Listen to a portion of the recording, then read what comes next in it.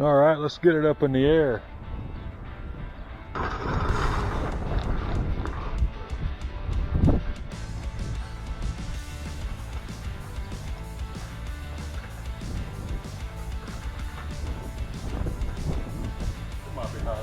Always remember safety on these things. We're gonna go ahead and put the jack stand up underneath here. I like to put it right here where you see the wells and the frame go together. That's one of the best places I've ever had luck with. And just raise it up as much as you can to get you some work done. Put that notch in, then go to the other side and match it. It's sitting good right there. We'll just work with that. Okay, so on the directions, we show to get it up on jack stands and pull the front wheels. So we're going to go ahead and get these front ones off. We'll just start one side at a time.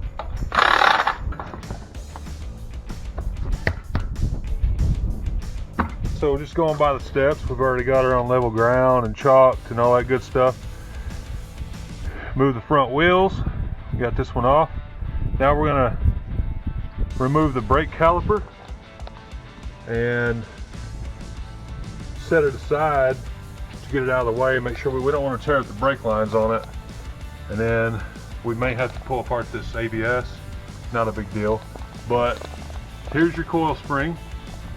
So we've got to get all this stuff out of the way so we can get that coil spring out. We got to get that strut out, and then we'll put the spacer on it, which goes right up in here, right up in there. We'll put that spacer in, and that's going to give it that 3-inch lift. So we'll go ahead and start disassembling everything we need to disassemble. So we're just going to get right here and loosen this bolt for the caliper off. This one right here, and that's just one of the 3/8 little hex bits we have. You can get those anywhere. O'Reilly's mainly is where I get my stuff, but you just put that on there, break that loose, and then we'll have to pry off our caliper, then we'll hang it up. Okay, once you get these bolts loose, get them slid out, you're just going to pry your caliper up off here.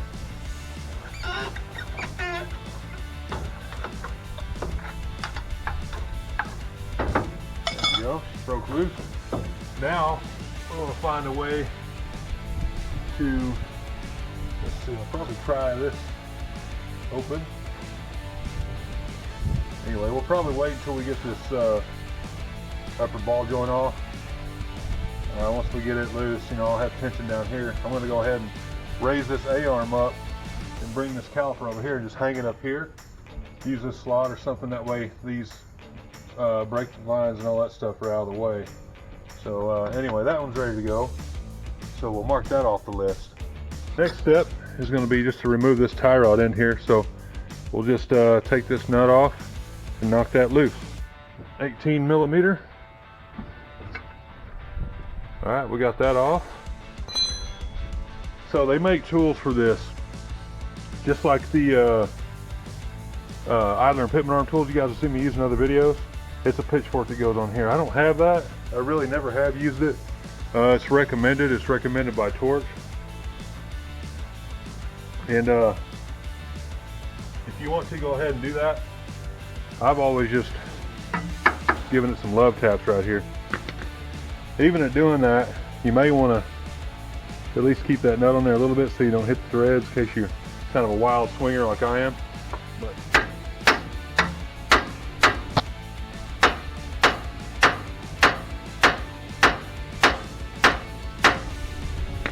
and it's broke loose.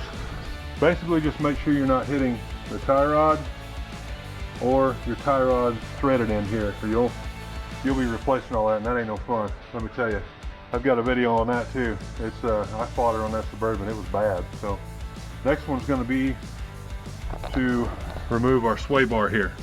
So got this bolt up here and one on the bottom, and that'll raise that off there.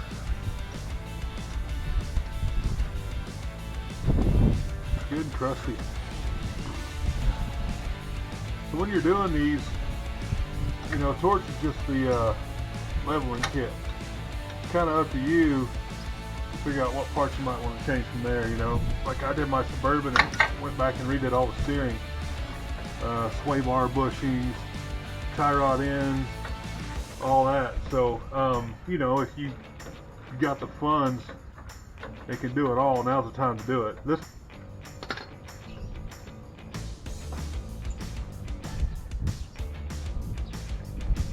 man, the last few threads are always just a pain in the rear. Doesn't want to come off there. Come off. That's what I thought. Ow, ow. That's what I get for talking trash. All right, so I got this sway bar loose. Took that off right there. So we're good to go. It'll pull out when we're ready. Now we're gonna do the shock absorber here, because see, it's inside the coil spring, so in order for us to put the spacer on, we've got to be able to pull this coil spring out, and that's in the way. So that's another simple one. You got one bolt right up in there, right here, and then you got these are all 13mm, 14mm on top.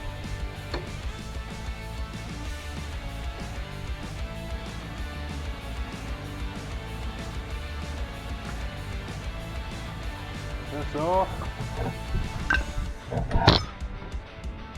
Just stop pushing this to free up.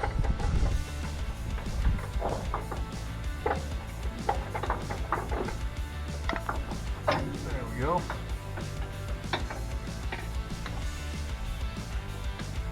We want to get ready for this coil spring. So what we need to do is get a jack up underneath this bottom A-arm, because we got to pull this upper A-arm off, and all that tension's on that spring. So if you have nothing supporting it, you break this loose, it's going to shoot out. And I've seen those springs come flying out on people before. We don't want that. So put some put your jack up underneath that A-arm. That'll get the tension off of it, and then you can pull this upper ball joint off.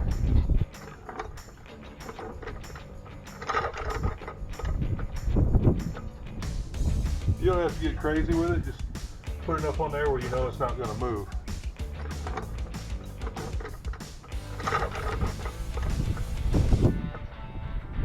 You don't have to get crazy with it, just put enough on there where you know it's not going to move.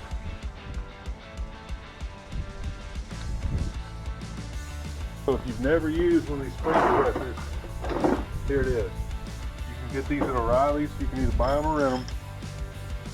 Pretty simple.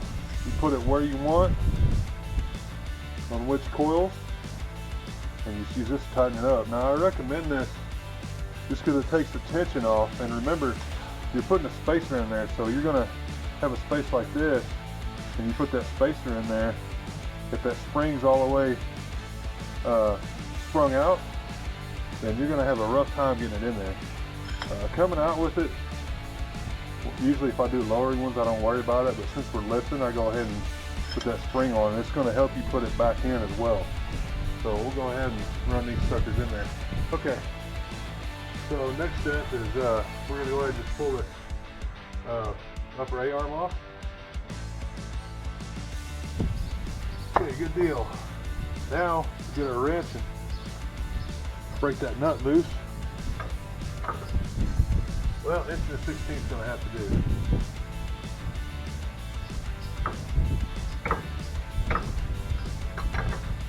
Yep, that works.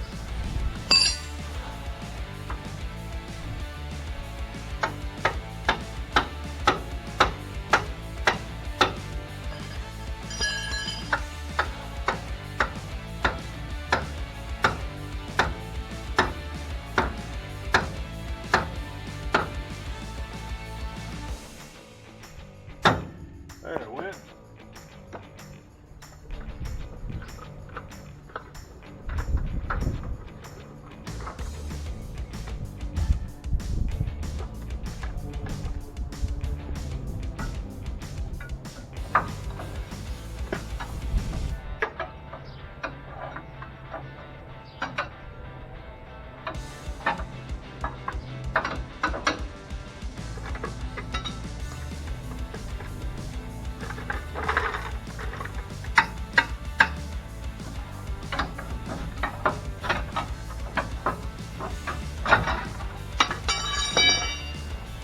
Alright guys, I lost video for a minute there. But just now putting the compressor on because I had a tough time while it was installed getting it on there.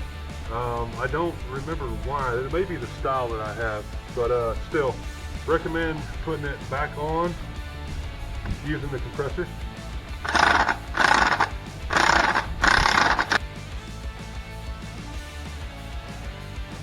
And then you just run your new spacer right inside that sucker, and then we'll go right back up in there. This is where it can get kind of tricky. Fully extended out as far as we can go with her. And now we just got to slide with our new spacer that goes right on top here. We got to slide that in. So try to work that bad boy up in there.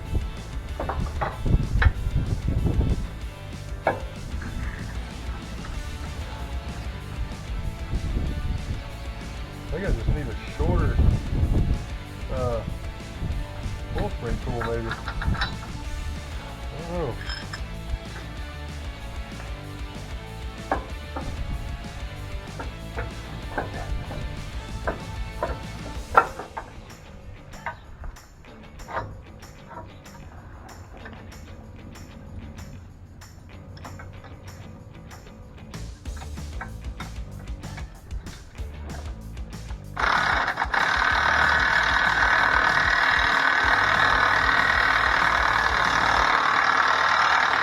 Alrighty, well, we got the spacer in. There's the coil spring in. Tie rod's back on, sway bar's back on. We still need to put the brakes back on it, put the shock back in. I'm gonna get further into depth on the other side. I had to take care of some stuff. So here's the biggest issue I had. Getting this spring compressor up in there and being able to actually use it. Because once you get it where you need it to be, these bolts that I cut off were way too long. They would hit up here or hit down here, and you couldn't do anything with it. So I had to shorten them, and then I had to work it in a few different areas, and finally got it where I could get that sucker in there. So now that I've got these fixed the right way, tomorrow I'm going to get over there and I'm going to do that other side. I'm going to call it a night. Now we got the passenger side all dialed in. We got our tie rod back on, sway bar back in. We got our anti-lock brake system and brake all put back together. Springs in, shock is in. So I've got to work on the driver's side. A little issue with the spring compression still, but that's pretty much it. You just reverse everything that you pulled off, put it all back together, and you're done. Biggest importance is figuring out your spring compression. So this one has been a real pain for me, but I made it work by cutting it down. But just be careful when you're getting your tools. Make sure you got the right ones so you don't have to fight it like I did. So I want to work on the driver's side, and then we got some storms moving in, so that'll probably be it for this part of it. But then I'm going to do the rear next.